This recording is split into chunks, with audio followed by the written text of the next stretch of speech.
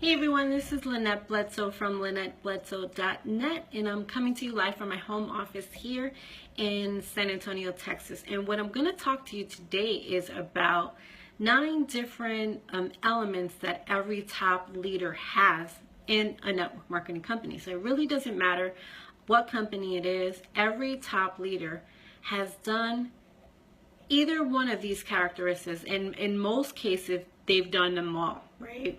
But I'm actually, if you're watching this video, you're looking at my blog right now, right? You may be looking at my blog right now, but I posted 9 different characteristics that every top leader has. What I would do if I were you is I would try to implement each one, but I'm actually going to share my favorite one, because it's one of the characteristics or one of the tips that I wish we would have started doing when we first started network marketing. And it was actually, and I have my list right here from my blog, the one that I wish we would have started doing much sooner was blogging. Now, you might be asking why blogging, and you can actually mention blogging / branding, right?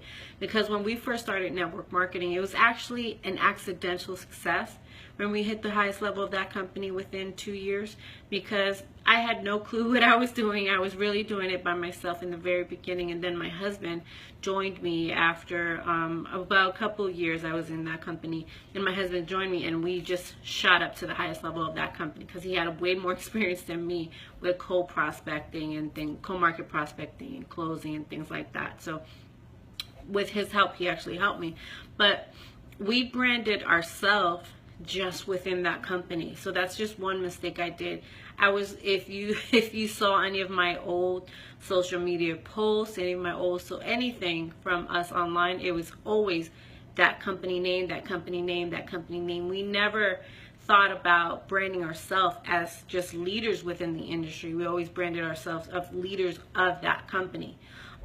So when we kind of took a different approach after a couple years hitting that highest level of that company, we decided we wanted to go into a different direction and help just all network marketers within the entire industry. Now, what was weird was when we began doing that, it was kind of weird because it was like as if we were starting a company from scratch, right? Because we didn't really have an audience outside of that network marketing company. It was just everything was based within the network marketing company we were in. So when we started branding ourselves, it was kind of like we were playing catch up, right? Starting from the very beginning. So we did that for several years. But what I wish we would have started doing was also blogging. Blogging was like that little factor I wish we would have started doing. And what's cool is that if you're in whatever company, you can start blogging and creating information regarding that. But those are 2 things I wish we would have started from the very beginning. Branding yourself, not mentioning anything about the company. And that's actually I think that's one of the hardest things a lot of network marketers do. They have trouble not mentioning the company. And this is something that, believe me, we were there. We struggle with that too. But it creates so much curiosity when you don't mention the company, because people actually will reach out to you and say, hey, what company are you with? Because I would love to work with you because of your energy, because you sound like you seem like you have so much information. I want to get trained by you. So they're actually joining because you're always providing information out there. So if that's one tip I would say, is just definitely brand yourself. Because in another thing too, we've seen leaders whose companies, fortunately it didn't happen to us, but whose companies like one day just totally shut down.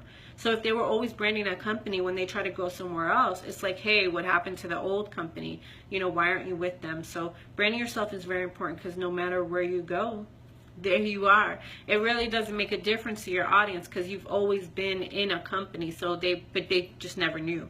They just look at you as a person who is always providing value. So if that's one tip, I can tell you, whether you've been in the industry for years, whether you're just starting out, one thing I would say is just brand yourself. Make sure that you're following leaders who are branding themselves. Make sure that you're going and learning from leaders outside of your company. Because let me tell you, the moment we did that, we started learning from leaders outside of the company, our business just 10 times increased. So Hope that brought value to you. And if you're looking at this video on my blog, lynnetbledsoe.net, you can get all the 9 different characteristics that we learned from a webinar we attended a couple weeks ago from Ray Higdon, our mentor Ray Higdon.